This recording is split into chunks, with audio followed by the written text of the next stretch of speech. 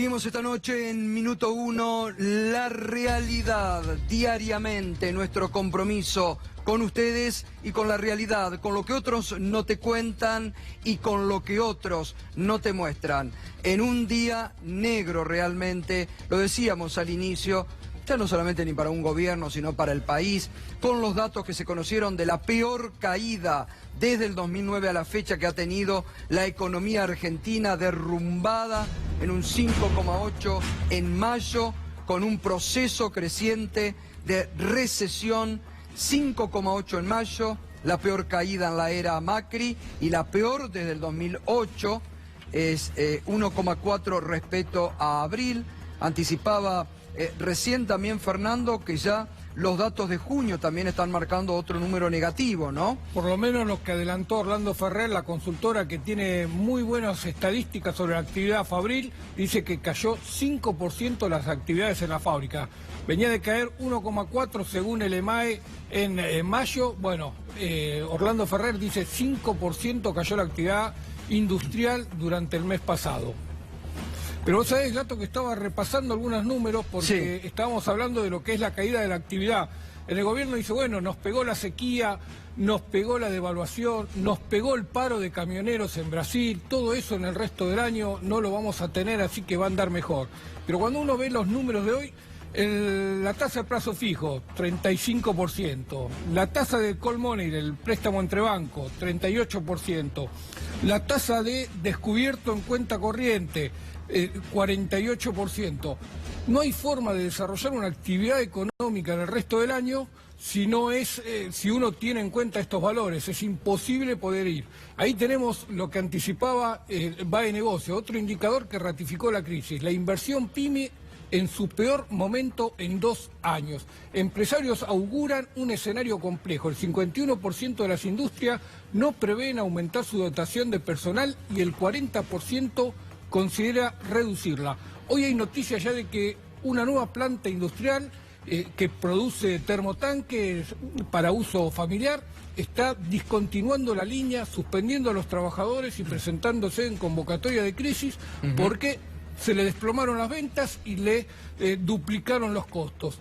Esa es la economía que tenemos para el resto del año. En el gobierno dice, bueno, lo peor ya pasó, nos pasó la crisis en Brasil, el paro camionero, pasó la devaluación, pasó la sequía, la actividad industrial no va a repuntar y puede ser que el campo aporte algún dato, puede ser que la intermediación financiera, el negocio de los bancos que creció 10,8% en mayo, aporte algo al número estadístico de crecimiento de la economía, pero no se va a ver reflejado ni en la creación de empleo, ni en una mejora de los ingresos de la familia. Y fijémonos, ¿no?, a nivel, este gobierno que tanto habla de cómo nos hemos integrado al mundo, vamos a ver cómo estamos a nivel de inflación en el mundo, ¿no? Es realmente asombroso también lo que hemos llegado con el gobierno de Mauricio Macri. Argentina es el 6º país con más inflación en el mundo. Y ahí está, primero, Venezuela, 1.000.000% está pronosticando de inflación anual. Esto es datos del FMI, ¿no? Exactamente. Y estimaciones privadas también. Segundo, Irán, 159%. Tercero, Sudán, 137%. Turkmenistán, 124%, Sudán del Sur, 96%, Argentina, 30,32%. Digo, el gobierno, ¿esta es la integración al mundo que el gobierno quiere? Bueno, tanto que han hablado de Venezuela, ahí, en este ranking encabezado por Venezuela, la inflación en la era de Macri. Gato, si vas al ranking de las devaluaciones del año, lo lidera Argentina, 48% la devaluación este año, lo sigue la lira turca, el real de Brasil, el rublo ruso, la rupia india. pero ninguno ni se acerca al nivel de devaluación que tuvo el peso argentino en esta primera mitad del año. Así es. Bueno, gracias Fernando por todos estos datos de la economía. Hoy reiteramos los índices. Enseguida lo vamos a hablar con Carlos Heller, que nos está acompañando aquí, con Omar Príncipe, también el titular de la Federación Agraria Argentina. Números que golpean en la realidad y que merecemos todos analizar para ver cómo sigue esto de aquí en más. Darío Villarruel, hoy se inició otro de los juicios en el marco de la persecución política a Milagro Sala en Jujuy. Así es, Gustavo, más de 900 días detenida sin condena efectiva que determine que esté en prisión domiciliaria como está hasta ahora, por pedido de organismos internacionales y últimamente por un fallo de la Corte Suprema de Justicia. Con este escándalo comenzó el juicio porque esta es la causa más complicada, al menos de la construcción mediática que se hizo del caso. Recordemos que hubo una imagen que se mostró en reiteradas oportunidades, que era una imagen de un banco donde había una cámara, donde había dinero blanco que por ley se le entregaba a Milagro Sala para que haga su obra. Esto significó para que esa imagen sea objeto de la apertura de una causa penal por asociación ilícita, ahí la estamos viendo, por lavado de dinero, por un montón de cuestiones que en realidad ese dinero que usted ve es cuando una persona va a buscar un banco, a todos lo firman, obviamente, y es plata blanca, si no lo hubiera hecho el mostrador del banco, porque si no el banco estaría involucrado y el dinero sería dinero negro, y habría problemas no solamente para ella, sino para el banco al que le estaba otorgando el dinero. Era todo por ley, era dinero para hacer la obra que tiene Milagro Sala o tenía en Jujuy y que Gerardo Morales se encargó de tirar todo abajo, además de perseguirla y querer que esté presa un montón de tiempo. Hoy comenzó el juicio. Como dijo ayer su abogada, la doctora Alcorta, se recusó a las juezas, 3 mujeres del tribunal, porque una de ellas llegó al cargo después de haber reprobado el examen. A ver, entre abogados diríamos que fue un examen trucho el que dio, no podía aprobar. Sin embargo, la sacaron del último puesto y por elección del gobierno de la provincia la pusieron como presidenta del tribunal. Está claro que el camino es lograr una condena. Uno no sabe de cuántos años, pero hay que reiterar, Gustavo, que hasta ahora no tiene ninguna condena efectiva de pena de prisión y va a cumplir 932 días, creo, detenida en el día de Clarísima mañana. además la manipulación que ha hecho Gerardo Morales primero desde el primer momento, porque acordate que de un día para el otro sacó los que eran diputados del radicalismo y los pasó a integrantes del Superior Tribunal de Justicia. La verdad que la justicia en Jujuy no existe, está clarísimo, ¿no? Porque además hay que tener en cuenta que siempre significó un poco el laboratorio Jujuy de lo que lamentablemente después se extendió a nivel nacional con algunos jueces y con algunas doctrinas que se han puesto en marcha desde 2015 a la fecha, ¿no? Hablas de la doctrina Irursum, que tiene que ver con el tema de los resabios de poder, pero eso es para los funcionarios. En este caso, Milagro Sala no era funcionaria. En todo caso, era alguien que está acusada de un delito y debió estar presa hasta tanto haya una sentencia condenatoria que pase en calidad de cosa juzgada y que de alguna manera determine que está en prisión, ¿no?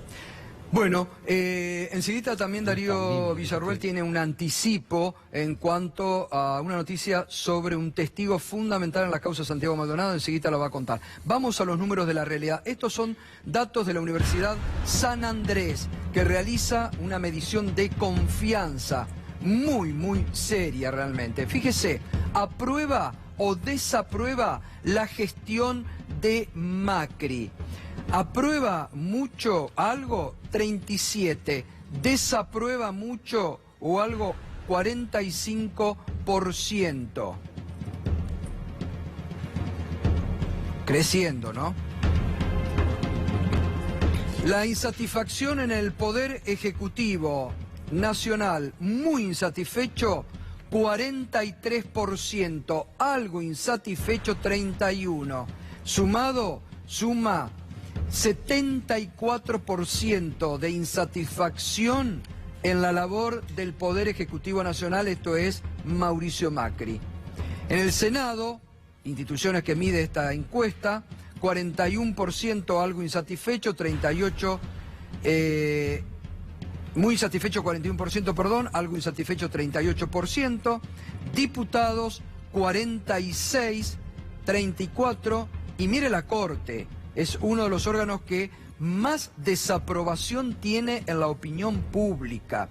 Muy insatisfecho con la labor de la Suprema Corte de Justicia de la Nación, el 54% de las opiniones, y algo insatisfecho 29, 83% de desaprobación tiene la Suprema Corte de Justicia de la Nación.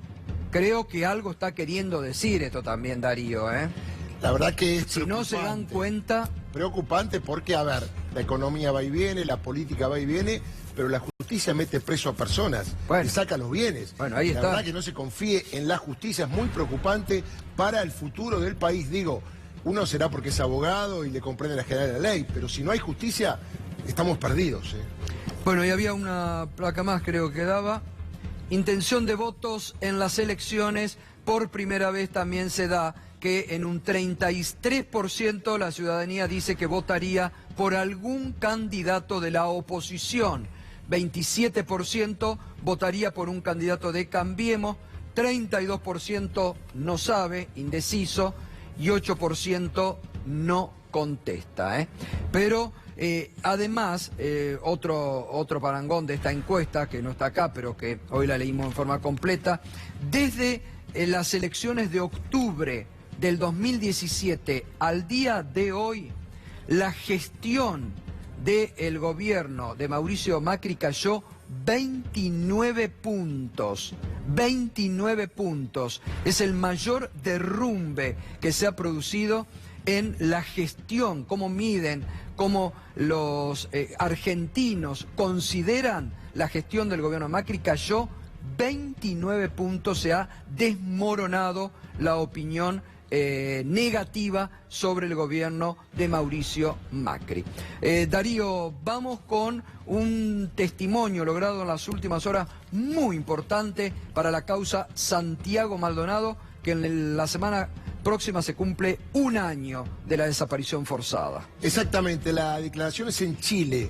Quien declara se llama Nicanor Luna, que es un cantante, un payador, que estuvo con Santiago Maldonado el 1 de agosto. Y declaró ya en Chile ante el Ministerio, ante también la Defensoría, y muchos lo querían hacer venir a la Argentina para declarar. Pero su abogado, el doctor Francisco Castillo, consideró que era mejor que declare allá para evitar cualquier suspicacia, porque él ya sabía lo que había pasado en el momento de los hechos. Recién declaró ahora, y la verdad que las declaraciones son contundentes y van a tener seguramente mucha repercusión, porque le hicieron 49 preguntas con las garantías de vida de la ley. Es decir, no puede mentir porque es testigo si no incurre en falso testimonio. Comenta: mientras escapaba veo a Santiago corriendo hacia el río delante de mí con su mochila puesta, y personal de gendarmería nos seguía de atrás. Cuando llegamos al río nos insultaban, nos tiraban piedras y uno me apuntó con la escopeta mientras me gritaban: ¡fuego libre! Esto sucedió, según relato, segundos después de que se separó de Maldonado, y aseguró que sobrevivió porque quien portaba el arma no lo quiso hacer o simplemente se le trabó. Su relato se complementa con los testimonios de mapuches de la causa. Seguí a uno de los muchachos de la comunidad porque no conocía la zona. Y cuando llegamos al río, escuche esto, la única manera de sobrevivir era tirarse y cruzarlo. Como no sabía nadar, está hablando en primera persona, me tiré al río y me sostuve con unas ramas, algo así como que se hizo el muerto, para que usted entienda. Allí lo perdió a Santiago Maldonado, pero agrega que alguien le comentó y que él dio el dato a la justicia que vio que Santiago Maldonado en su momento fue retenido por Gendarmería. ¿Qué pensamos todos? Que Santiago Maldonado fue retenido, que quiso escapar, se escapó y se tiró al río, y como no sabía ahogar y el río estaba helado, murió. Ahí está la responsabilidad de la Gendarmería. Está claro que murió ahogado. Este testimonio es muy importante y habrá que ver la vuelta que da la causa, porque como decíamos ayer, todavía la carátula es de desaparición de personas y eventualmente hay que agregar quiénes fueron los gendarmes que tuvieron en ese lugar, y agrega la declaración que no había nadie que los viese, es decir, que podían hacer cualquier cosa, tenían absoluta impunidad al borde del río Chubut con alguien retenido que se quería escapar. Se escapó Santiago, cayó al río y por eso murió ahogado. Bueno, pero además ahí el juez nunca investigó a los gendarmes que volvieron con heridas del río, Exacto. a los gendarmes que volvieron nerviosos, a los gendarmes que algunos de ellos, como este testimonio indica, los vio. La justicia no investigó a la gendarmería, no quiso investigar en un procedimiento ilegal, no nos olvidemos, la gendarmería ingresó ilegalmente en un terreno que no tenía autorización. Entonces cuando muchos, sobre todo los trolls, nos atacan, porque nosotros insistimos en la desaparición forzada, sigue siendo, aunque le pese al gobierno que presionó para que cambie, la justicia no ha cambiado la carátula y la justicia no ha investigado debidamente lo que tenía que investigar. La justicia nunca pidió la geolocalización del teléfono celular de Santiago Maldonado, que el 2 de agosto sonó y que alguien atendió. ¿Y por qué la justicia no investigó? ¿Por qué la justicia no investigó a los gendarmes que mintieron, que dudaron, que se robaron cosas? ¿Por qué, si la cosa se quiere esclarecer, no se investigó en profundidad a los gendarmes que actuaron en el lugar? Porque evidentemente algo escondían. Este testimonio es muy importante. 1 año se va a cumplir de esto, que es otro de las muertes que en la Argentina no se han esclarecido.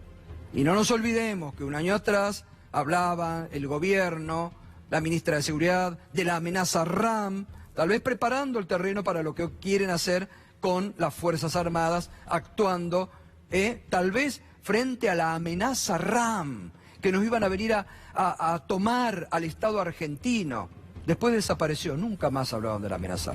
Lo raro, Gustavo, es que en realidad esto es parte de la declaración que está en el expediente, y se acusaba muchas veces que había declaraciones que no estaban en el expediente. Esto está en el expediente, la declaración la hizo en Chile, y todos estos datos pueden ser corroborados por el juez Gustavo Geral para llegar a entender qué pasó. Y el dato concreto es, ¿por qué en vez de tomar partido, en este caso para Gendarmería, no se toma partido para averiguar qué le pasó a la víctima? Porque la víctima es Santiago Maldonado. Muy bien, nos metemos ya de lleno en el debate de los números de la economía. Está Omar Príncipe, gracias Omar. ¿Cómo estamos? ¿Cómo están ustedes? La semana pasada estuvo una productora que era de la Federación Agraria. La Federación Agraria, realmente muy real su testimonio, ¿no? Sí, bueno, Mariela, hola Gustavo, gracias por el espacio. Y bueno, Mariela la conocemos, es una tambera, Gustavo, es una tambera de Federación Agraria que está pasando una realidad realmente difícil, complicada. Y es un poco este reflejo de lo que nosotros venimos advirtiendo de la Federación Agraria, y que no lo hacemos solamente en la opinión pública, lo venimos haciendo desde hace varios meses. Mira, en marzo del 2018, nosotros en una reunión con el jefe de gabinete, con Marcos Peña, ya le advertíamos al jefe de gabinete que estábamos en una emergencia que no era solo climática, porque en ese momento estábamos en plena sequía, que ahora se habla tanto de... Sí, porque ahora la culpa la tiene la sequía, sí, de todo, ¿no? Y que realmente es una situación que se ha llevado el 30% de la producción de granos en la Argentina, y tiene unas consecuencias enormes en las divisas. Pero también lo que está invisible es lo que le está pasando a los productores agropecuarios, los que perdimos el 30% de la cosecha, y pequeños productores que quedamos endeudados y ahora pagando tasas realmente increíbles. Cuando yo escuchaba recién las tasas de interés, claro. ¿Sabés las tasas de interés que pagamos nosotros, los pequeños y medianos productores? Es del 60, del 70% cuando vamos a cambiar un cheque, cuando vamos a una financiera. Esa es la tasa real que paga un productor agropecuario que está endeudado. Y esto por eso, cuando le planteamos hace 15 días atrás al presidente de la Nación en la audiencia que nos concedió, le decíamos, ¿cómo le vamos a cambiar las reglas de juego con el tema de retenciones a los pequeños y medianos productores cuando están endeudados y pagando tasas de interés realmente exorbitantes? Nosotros pedimos desde hace un tiempo la quita de retenciones para los pequeños y medianos productores, pero también le advertíamos al presidente de la Nación que el tema de las retenciones no era el único problema que están teniendo el interior del país. El modelo productivo está en crisis. Esto no es una tormenta, Gustavo, que dura 10 días. Nosotros del campo sabemos bien lo que es una tormenta. Una tormenta dura una semana, 15 días. Si es un temporal, dura 20 días. Y además, pero esto es una crisis. Hay elementos hoy que pueden prever las tormentas. Sí, ¿no? además cuando... El granizo... Y en el campo cuando hay tormenta trabajamos también, Gustavo. Y tratamos de prever los daños. Entonces, más allá de... Ahora es interesante todo lo que plantea. No hay tormenta. ¿Qué hay? No, hay una crisis. Hay una crisis. Es lo que el gobierno no quiere reconocer. Hay una crisis que se profundiza, una crisis que es estructural. Hay una crisis estructural, hay problemas estructurales que vienen desde muchos años, y hay que reconocerlo, pero que este gobierno ha profundizado esos problemas estructurales. Y sobre todo a nosotros lo que nos dolió mucho el otro día, de lo que contaba Mariela sentada ahí, la insensibilidad de los funcionarios, de decirle a la cara, ¿querés subsidio? No les vamos a dar subsidio. ¿Quieren precio sostén? No les vamos a dar precio sostén. ¿Qué quieren? ¿Los quieren eliminar? Sí, si bueno, no hay una mirada, Gustavo, de que el gobierno está como observador de las situaciones, como un relator de los acontecimientos. También en esta línea de que el mercado, el libre mercado, por sí solo va a regular todas las cadenas de alimentos, especialmente. Claro. Y que un poco va a contramano de lo que, como planteabas vos, de lo que va el mundo, ¿no? Porque vos fíjate que hay una guerra comercial en el mundo para cuidar las economías de cada región. Sí, Europa, Europa por un lado, China por el otro, Estados Unidos. Hace 15 días atrás escuchábamos al presidente de Estados Unidos, digo, la nación más liberal, si queremos decirle, del mundo, que iba anunciando que iba a hacer subsidios a los productores de soja de Estados Unidos, ¿no? A los productores de soja de Estados Unidos. Pero más allá de eso, digo, en este mundo en donde están tratando de cuidar sus economías, nosotros nos abrimos al mundo en forma que nadie nos proteja. ¿Y qué está pasando? Digo, lo que está pasando es que nosotros recibimos los productores que hacemos los alimentos en la Argentina y aquellos que nos arriesgamos a generar valor agregado, que los granos lo transformamos en leche, lo transformamos en carne, somos los que estamos trabajando a pérdida, a quebranto, somos los que estamos castigados porque somos parte de este ajuste, Gustavo. Por eso los tamberos están recibiendo 6 pesos con 20 por cada litro de leche, cuando el costo está en 8 pesos. Ahora seguimos, si no vamos a meter con el tema de las retenciones, que es más polémico, ¿no? Carlos Heller, buenas noches. Se ha venido con muchos cuadros.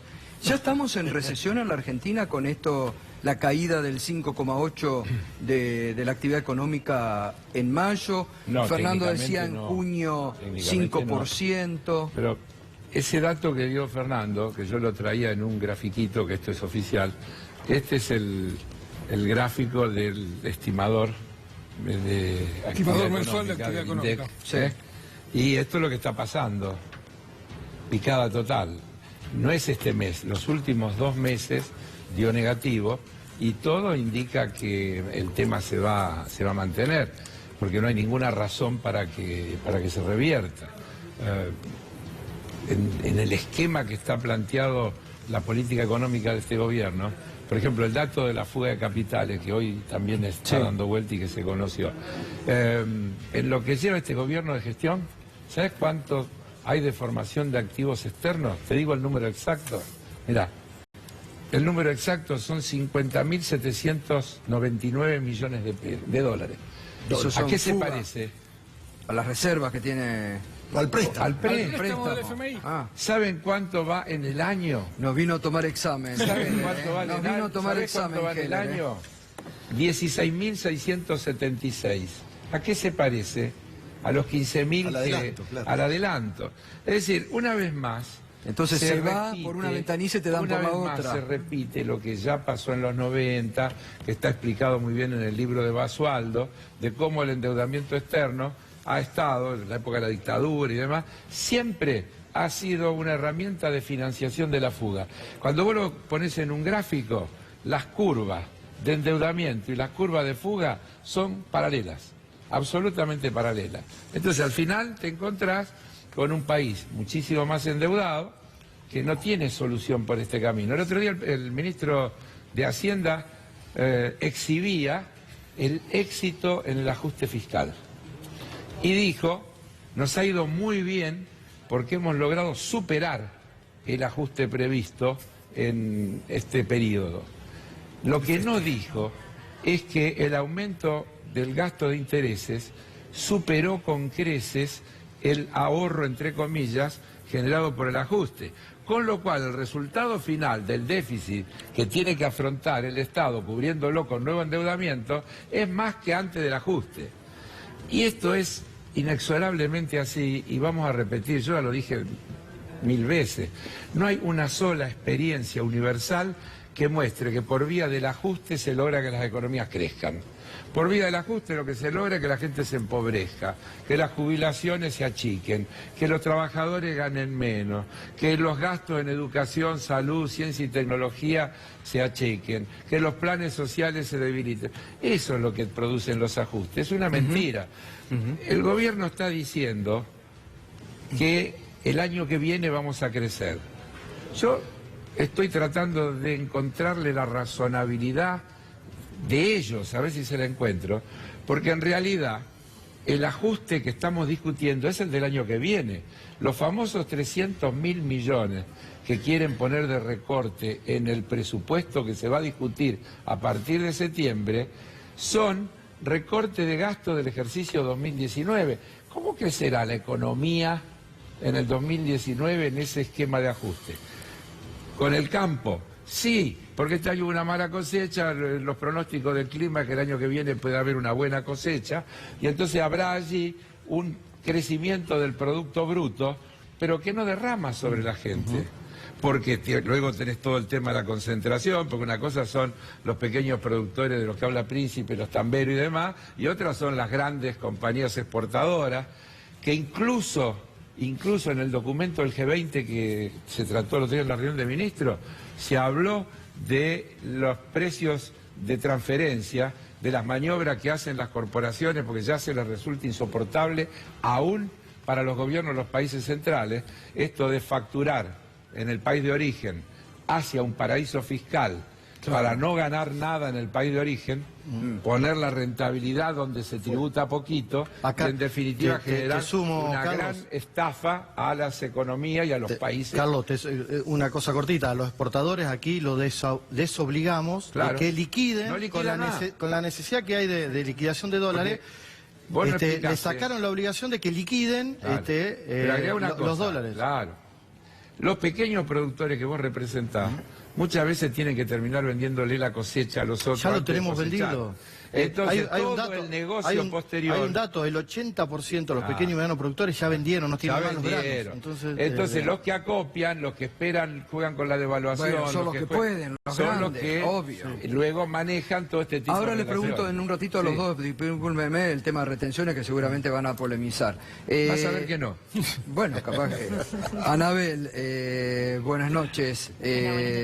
Decías recién vos también, acotabas algo cuando estaban hablando sobre este tema de la economía, ¿no? Sí, en realidad yo vengo de una provincia, la provincia también, de Mendoza, que también, ¿no? El tema de los pequeños productores es de todo, ¿no? De todo lo que tiene que ver con la fruta, no solamente la vid, que todos nos conocen por eso, pero también la fruta de carozo y todos los alimentos perecederos, la verdad que son un tema que hace bastante venimos arrastrando los argentinos y que, como decía, Mauricio Macri ha profundizado la crisis en todo el territorio nacional, en todas las economías regionales o de las provincias, como a mí me gusta. Y en un gobierno, Mendoza, que es uno de los mayores socios del gobernador, del actual gobierno y del actual presidente, ¿no? Totalmente.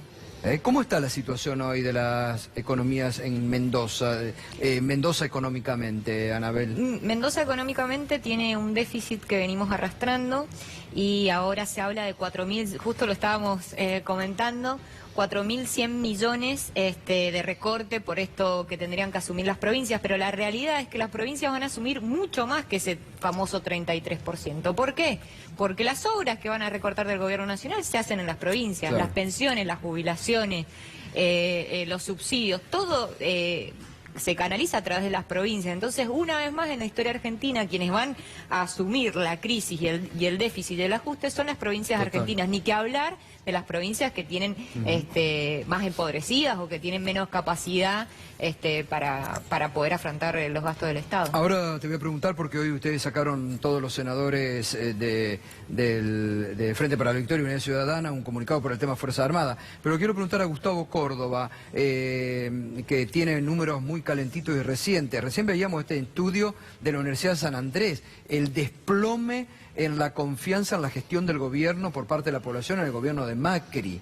¿Qué números tienen ustedes? ¿Cómo se está viviendo esta recesión económica, crisis económica, y cómo pega a la población en cuanto a confianza o no que tienen en el gobierno? Bueno, buenas noches, Gustavo, Buenas noches. gracias por la invitación. Y la verdad que es un combo explosivo. Desde diciembre que el gobierno no para de caer, nuestros números son muy similares en la caída. Prácticamente el gobierno hoy tiene apenas un 25 o un 30% de apoyo en todo el país. Esto se traduce en un altísimo grado de incertidumbre, porque el gobierno no tiene problema de comunicación, el gobierno tiene problemas políticos. Una conferencia de credibilidad, de confianza. A ver, la conferencia de prensa Sí. el otro día, convocada con una semana de anticipación. Lo que El pasa es que eslogan habló en era... inglés, la gente no lo pudo entender. No, pero el eslogan era muy concreto. Es la conferencia de prensa que va a anunciar la salida de la turbulencia. Ocupémonos primero Sí, del sí, término sí, claro. turbulencia. Esa reducción, ese infantilismo de comunicarle a los argentinos de una manera con eufemismos climáticos una crisis, me parece que es negarla a la crisis en alguna medida. En segundo lugar, no hubo ningún tipo de anuncio. Digo, en un proceso de crisis, esto en todos los manuales de crisis, y hoy estuve hablando con un referente que es Mario Riorda, digo, lo primero que hay que hacer es insertar mucha certidumbre. Confianza. Medidas concretas. ¿Quiénes van a ser los responsables? ¿Cuáles van a ser las medidas? No hubo absolutamente nada de eso. Lo único que hubo fue un mensaje interno. No hay plan B. Claro, está clarísimo. ¿No? Ese- Yo lo decía ese hoy al entrecomillado. inicio. Es importante eso que vos decís. Esa conferencia fue para mandarle un mensaje a la gobernadora María Eugenia Vidal. Fue eso, no hay plan B, soy yo o nada. Ahora, el gobierno, más allá de esta interna que juega permanentemente, frente a eso, ¿no generó esa conferencia de prensa mayor descrédito en la palabra del presidente? Claro que sí. Hablar de tormenta, de que vamos a salir y no, y que si viene la turbulencia o no, cuando no habla de lo que le problema que le pasa a los argentinos, A ver. ¿no genera más todavía descrédito en la palabra del presidente? Yo noté cierto grado de dificultad para responder en el presidente. Las 10 preguntas que se le hicieron prácticamente no respondió ninguna. No lo que se le preguntó. No dio ninguna certidumbre respecto de los procesos de la economía argentina. No habló tampoco de la política. Un gobierno que tiene minoría legislativa, que tiene 5 gobernadores sobre la totalidad, que tiene un proceso de desgaste inaudito en los últimos meses, que no habla con la oposición, que no acuerda con la oposición, que no ha diagnosticado cómo salimos de la crisis, que su única apuesta es ir corriendo al Fondo Monetario a ver si el fondo pone la plata para ver cómo hacemos para llegar hasta las elecciones. Digo, a mí me parece muy riesgoso, me parece además que la sociedad argentina está observando incrédula, porque de niveles de insatisfacción, como bien señalabas ahí en la encuesta de la Universidad de San Andrés, lo que hay hoy es fronterizo bronca. Digo, esa insatisfacción, desilusión de muchos votantes, incluso de Cambiemos, se están transformando en bronca, porque han virado en la posición y hoy te dicen que votaron a Macri pero que no lo volverían a votar. ¿Cómo puede impactar o cómo crees que está impactando este escándalo de los no aportantes, los aportantes truchos a la campaña? Bueno, yo creo que le pega mucho en la credibilidad, sobre todo de María Eugenia Vidal. Para nosotros María Eugenia Vidal no era plan B, era plan A. Lo preguntamos en la encuesta, le dijimos a los argentinos, Macri o Vidal como candidato a presidente Cambiemos. 26% opinó que Vidal y 19% opinó que Macri. Cuando le hacíamos la repregunta al que había votado a Macri en segunda vuelta, 40% Vidal y 30% Macri. Yo creo que esto, de alguna manera, incluso con los rumores de fuego amigo, es decir, información surgida desde dentro del gobierno, provocó o buscaba provocar que Vidal cayera en imagen, que no se sintiera tan líbero en el sentido de ser ella la figura central de la política argentina. Y creo además también que todo esto es provocado porque el gobierno en un determinado momento, Gustavo, al no encontrar con quién confrontar, fíjate que primero Cristina Fernández y luego Sergio Massa le quitaron al gobierno oxígeno en la pelea. Y de pronto en el escenario simbólico de la política, en la centralidad del escenario, se encontraron solos y se empezaron a ver las contradicciones, los errores, las peleas internas. Fue todo mucho más visible. De pronto la sociedad argentina vio a un gobierno debilitado, sin argumentos, sin narrativa, echándole la culpa a la comunicación cuando en realidad tienen problemas de política. Omar, mucho, te lo pregunto, nos conocemos hace muchos años y sos un tipo honesto para responder, pero muchos dicen, si hay ajuste para todo el mundo, si hay pedido de esfuerzo para todo el mundo, ¿por qué el campo no va a hacer también su aporte? Y bueno, tiene que resignar baja y aceptar baja de retenciones. Sí. ¿Por qué lo rechazan? Sí, ustedes? Gustavo, lo rechazamos, especialmente nosotros representamos a pequeños y medianos productores y históricamente la Federación Agraria viene planteando de que tiene que haber un esquema de segmentación. Mientras existan retenciones, tiene que haber un esquema de segmentación de quita de retenciones para los más chicos. Segundo, que decirte que en diciembre hubo una reforma impositiva que fue mayor, digamos, significó mayor impuesto para los productores agropecuarios, especialmente para los más chicos. Porque, fíjate, te doy dos datos, tanto en aportes laborales como en impuestos a las ganancias, quitaron los niveles de impuestos a las ganancias a grandes contribuyentes y nos aumentaron a nosotros. Digo. Entonces, la progresividad tiene que estar en todo el sistema impositivo en la Argentina y en eso es que la Federación Agraria viene planteando un modelo en donde todos los esquemas nacionales, provinciales y municipales respeten esa progresividad. ¿Y la segmentación no era lo que proponían en la 125 con los cambios cuando se había hecho en la Cámara de Diputados? Mirá, no era lo que se proponía desde la Federación Agraria. Yo creo que el gobierno anterior, y creo que ha pagado costos de eso, no entendió nunca de diferenciar a pequeños y medianos productores y me parece que eso fue fue lo que disparó la 125. Fíjate que eran las retenciones para todos los productores iguales. Es más, todavía tenemos un nivel de retenciones en soja que es para todos los productores. Grandes productores, como decía antes Carlos, mira, el 80% de los granos en la Argentina lo produce 3.500 empresas nada más. Carlos, ¿cuál es tu opinión sobre este tema? Bueno, a ver, yo dije que ¿deberían ceder? Yo dije que íbamos a tener coincidencia y tenemos una coincidencia básica, que es la idea de la segmentación. Eso es fundamental, es decir, es absurdo suponer que un pequeño productor tiene que pagar lo mismo que paga un productor concentrado. No tiene ninguna lógica. Así que, primer acuerdo, la segmentación es una herramienta imprescindible. Segunda cosa que yo planteo como dato, lo que aprobó la Cámara de Diputados cuando se trató de la 125 tenía segmentación, no el proyecto que mandó el Poder Ejecutivo. El proyecto que aprobó la Cámara de Diputados en un acuerdo parlamentario incluía segmentación por tamaño y por distancia del puerto. Reconocía la diferencia, tal vez no era suficiente, pero el principio de la segmentación estuvo planteado en lo que pasa es que tenía un vencimiento a los 6 meses, Carlos. Bueno, pero lo que estamos de acuerdo públicamente es que hay que trabajar en un sistema segmentado. Y también que hay que ir detrás de las grandes ganancias que se evaden a través de los fenómenos. Pero hoy no habría, ¿vos no crees que hoy habría que bajar las retenciones? No, yo creo que lo que hay que hacer es volver a un sistema. Suspender eso que... Lo que hay que hacer es volver a un sistema, en primer lugar, donde se desligue el precio interno de las mercancías del precio de exportación.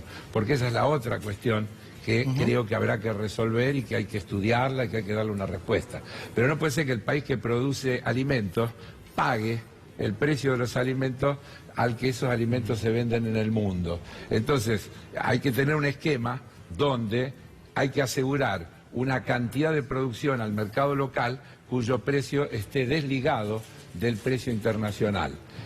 Para eso hay que meterse en las cadenas de valor, porque acá hay que resolver, y ahí otra vez creo que vamos a estar totalmente de acuerdo con Príncipe, es inadmisible que al productor de leche le paguen 6 pesos el litro y después cueste lo que cuesta el litro cuando vas al hipermercado a comprar. Ahora, ¿dónde está ¿dónde está? En la cadena de valor. En la cadena. Sin meterse en la cadena de valor no hay solución. Bueno, pero nunca se debate un eso. Estado tiene... Pero vos estás preguntando qué hay que hacer, yo te digo lo que hay que hacer. Está bien, pero digo, Sí nunca se se debate. En el año 2014 aprobamos 3 leyes, vos eras diputada Sí, también, totalmente junto de conmigo, acuerdo. aprobamos... El Observatorio de Precios. Exactamente, para facilitar que el Estado se pueda meter en las cadenas de valor. La primera que analizamos fue la vitivinícola. Que hubo amparo y la justicia trabó la posibilidad de que ¿Quién el Estado presentó intervenga. amparo? La AEA, la Asociación Empresaria Argentina, todo ese... por supuesto que la sociedad rural. La sociedad rural, la distorsión de precios, y hoy este mes se ve claramente, Claro. porque lo que más aumentó, lo daban ustedes, ¿no? Lo que más aumentó Es alimento. son alimento y bebida, Sí, un 5,2%. Así es. A los productores nos siguen pagando el mismo precio. Y no hay una regla así de 3 simples, digo, porque con el tema de exportaciones, fíjate lo que pasa en algunas economías regionales como la pera y la manzana. Aumentó en este último año el 100% de exportación. Todos apuntamos a que hay que exportar y tenemos un potencial enorme de exportar toda nuestra producción de economías regionales. Pero no le llegó al productor agropecuario la mejora del precio porque le siguieron pagando al productor de pera o de manzana le pagaron entre 4 y 6 pesos, que significa solamente el 15 o el 16% del precio final. Un kilo de manzana vale 40 pesos. Y Anabel, ¿Viste que íbamos a estar más de acuerdo de lo que vos pensabas?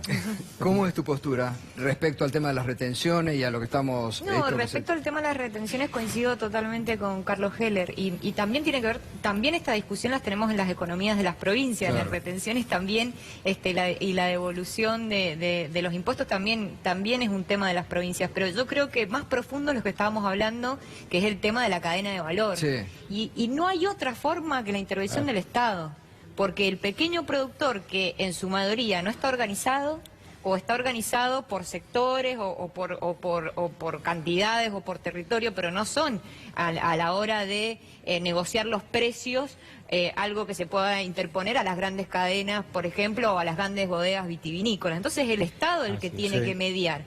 Eso primero. Y segundo está que estamos hablando de alimentos perecederos. O sea, vos la uva, el durazno, la pera, lo que sea, no la podés tener porque se te pudre. Entonces entregas tu cosecha sin saber el precio que te van a pagar. Y te lo pagan en 6 o 12 meses a un precio de hace un año con la inflación que hay. Y en el medio hubo una devaluación como esta, claro, que se la quedó el otro. tema de las tarifas, el tema de las tarifas en las economías regionales es muy importante. Sí, Antes, en el costo, en la estructura de costo era el 6%. Hoy estamos hablando de un 25% más en la estructura de costo. El tema de aumento de tarifas que están dolarizados. Dolarizados están los fletes, dolarizados están los insumos, porque el 70% de los insumos agropecuarios están dolarizados. Dijo muy bien Mariela, nuestras vacas comen pesos y dan leche en dólares. No, comen dólares. Lo mismo le pasa comen dólares y dan en pesos. Lo mismo le pasa a los chanchos. Lo mismo le pasa a los chancheros. Ahora, perdón. Y déjame decirte esto. Nosotros, los pequeños productores, estamos organizados en cooperativas, en asociaciones. En el tema de chanchos, por ejemplo, tenemos en Federación Agraria un ejemplo, un clúster de Oncativo, que es un ejemplo con la mejor tecnología, con la mejor genética, los mejores insumos, y sin embargo están desapareciendo los pequeños productores porque estamos compitiendo con chanchos de Estados Unidos y de Brasil. La importación los está matando. Claro, la importación. Entonces, ahí se justifica esta transparencia que no es de la gestión del gobierno, sino que nos están viendo en forma transparente, invisible a los pequeños y medianos productores que estamos pidiendo, Gustavo, políticas públicas diferenciadas. Y déjame decirte que nosotros, la Federación Agraria Argentina, con más de 20 organizaciones de agricultura familiar y campesinos, vamos a estar haciendo un abrazo simbólico en el Ministerio de Agroindustria, un abrazo al Ministerio de Agroindustria, exponiendo toda esta situación, esta realidad de miles de familias, de pequeños y medianos productores que estamos en una situación de quebranto, de invisibilidad, y pidiendo por la reglamentación de la ley de agricultura familiar que estamos necesitando para que haya un programa, para que haya presupuesto para los pequeños y medianos productores. Ahora, estamos pidiendo para que se restituya el monotributo social agropecuario, que es una herramienta esencial para tener salud, para tener jubilación y para formalizar nuestra comercialización.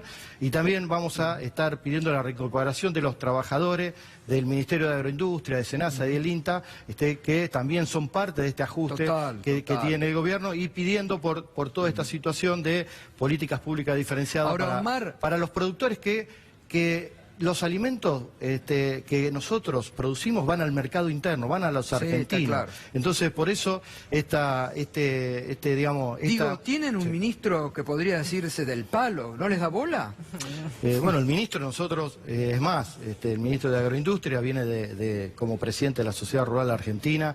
En este tema de los ámbitos de agricultura familiar, justamente son uno de los lugares en donde más con más dificultades tenemos para crear ámbitos de diálogo, ámbitos de donde nos escuchen, y por eso es la manifestación del jueves, Gato, porque justamente queremos hacer visible lo que le está pasando a miles de pequeños productores en el interior del país. Carlos, ¿qué quería decir? No, te quería decir una cosa, que en la reunión esta del G20, entre otras cosas, hay una declaración de el ministro de Asuntos Internacionales y Finanzas de Brasil, hablando del tema Mercosur-Unión Europea. Es una perla, no lo puedo dejar pasar. Él dijo, uno de los puntos fuertes de la agenda entre Argentina y Brasil es la negociación del acuerdo entre la Unión Europea y el Mercosur. Es un acuerdo muy importante. Tenemos que trabajar para tener no solo más exportaciones, sino principalmente más importaciones. Y agregó, perdón, préstenle atención, no, pero es muy grave. Textual te lo estoy leyendo. Si se importan los bienes que nosotros hacemos, pero son muy caros, los productos nacionales serán más baratos y competitivos. Habrá un incremento de la productividad. La silla de Martínez de Oz, ¿te acordás de la silla de Martínez de Oz? Es decir, yo digo porque esto que dijo este señor, estos son el fondo de las políticas, hacia dónde vamos, hacia dónde quieren llevar al país. El presidente dijo hay que dinamitar astilleros Río Santiago. Dijo hoy no hay plata para INVAP, que es un orgullo nacional. ¿Dónde está la prioridad de país? ¿No? Sí, yo creo que es un tema, hablando de los productores, los pequeños productores, es un tema de concepción, ¿no? Claro. Ellos entienden que si no hay eficiencia, ¿no? Que no sé, la verdad que es imposible pedirle a un pequeño productor que tenga la eficiencia, no sé, hablo de la realidad de Mendoza, en riego, que sale muchos dólares por hectárea hacer un riego mecanizado o la malla antigranizo. O sea, evidentemente tiene que estar una política del Estado para que haya arraigo rural, desarrollo humano, básicamente posibilitarle a los argentinos y a las argentinas que viven en el interior profundo del país la posibilidad de desarrollar su vida de la manera que entiendan en el pueblo donde nacieron. Y investigación a través de los institutos, como exactamente, el bueno, el INTA, el SENASA. Planteaban eso ustedes, ¿qué decía Pancho Cabrera cuando era ministro? Reconviértanse, muchachos. Exactamente. Bueno, ¿cómo es lo que decir, plantean en Mendoza a los viñateros? Claro. Reconviértanse. Claro. La verdad que el pueden dedicarse SENASA, al turismo. el INTI y todos esos institutos que están vaciando en el interior del país, en la provincia, son los que le aportan la tecnología a los pequeños y medianos productores, porque si no, no tienen acceso, como las grandes empresas, ¿no?, a hacer investigaciones, a desarrollar mejores calidad de vino o feticidas o lo que sea que haya que para tratar la planta, ¿no? Gustavo, hoy recordaba, Gustavo, hoy recordaba en este canal un periodista, la década del 90 tenía el mismo argumento, y nosotros teníamos un presidente de Federación Agraria Argentina, Humberto Volando, que también marchó contra el modelo neoliberal del menemismo, famoso. Y hablaba de esto, ¿no?, que estos miles de pequeños productores van a desaparecer porque son ineficientes, digo. Y lo mismo es este argumento donde parecemos todos los productores de las economías regionales que somos ineficientes. Bueno, me permiten, hacemos una tanda. Gustavo, te quería preguntar que una reflexión, frente a todo esto, el gobierno, ¿dónde está parado? Ahora me lo respondés. Gracias. Tanda y ya volvemos.